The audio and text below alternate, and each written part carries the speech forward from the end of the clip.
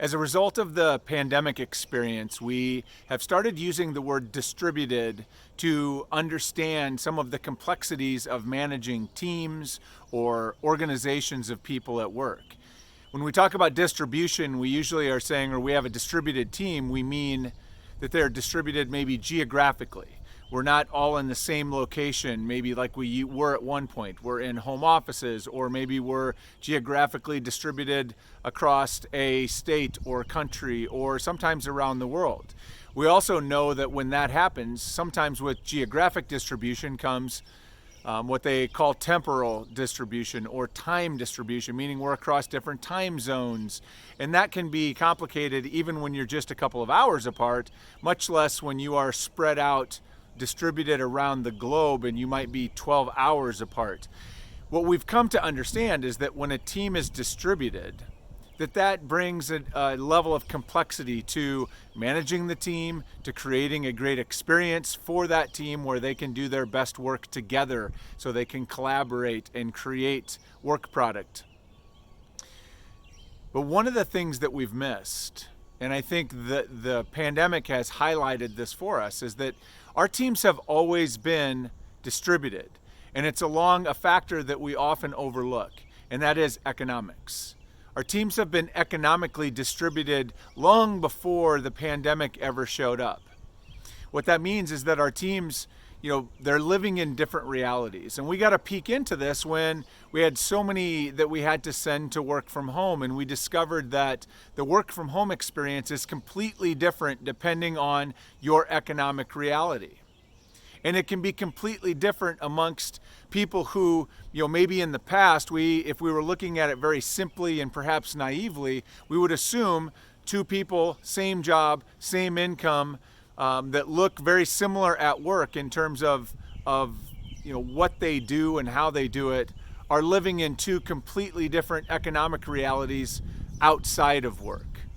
You're right, the same person, the same two people can be working in the same job, making the same amount of money, but if one person is single and has lived alone for some period of time and has been able to use that income to save money or do whatever, whereas the other person is maybe a single parent with 2 or 3 children, or maybe the sole provider for a family with a spouse and several children, the economic realities of that same salary, that same benefits package, that same job is completely different, night and day difference.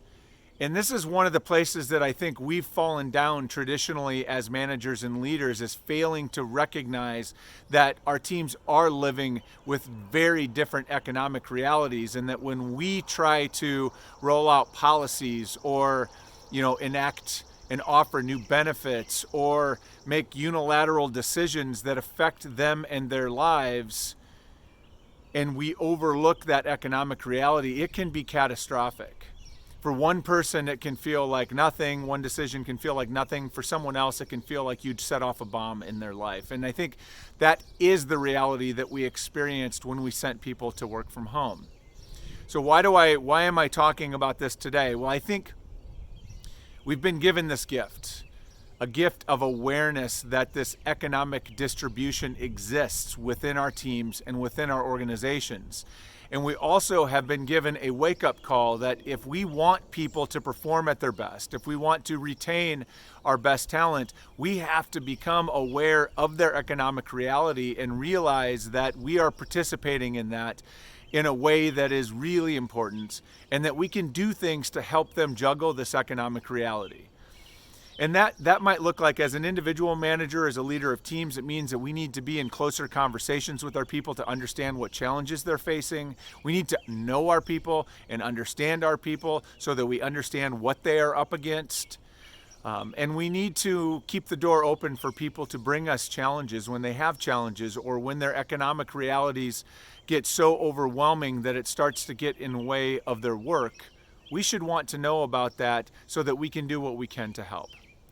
So that's my idea I want to plant with you for today, is that we need to keep top of mind that our teams are and have always been economically distributed as well as being distributed in many other ways, and that economic distribution also creates complexity in management, and it puts a burden and a requirement on us as managers and leaders to understand that and to support our individual people in navigating their own economic realities. I'm interested in what you think. How have you been able to understand that? What have you seen companies or leaders do to successfully balance that or support people who are living in different economic realities at work? Hope this is helpful. I look forward to seeing you next time.